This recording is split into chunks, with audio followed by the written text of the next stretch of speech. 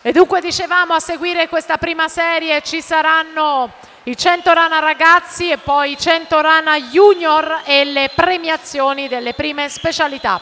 Primato della manifestazione 32,60 dell'atleta di Rosà Kelly Novello, che lo ha stabilito nell'edizione dello scorso anno.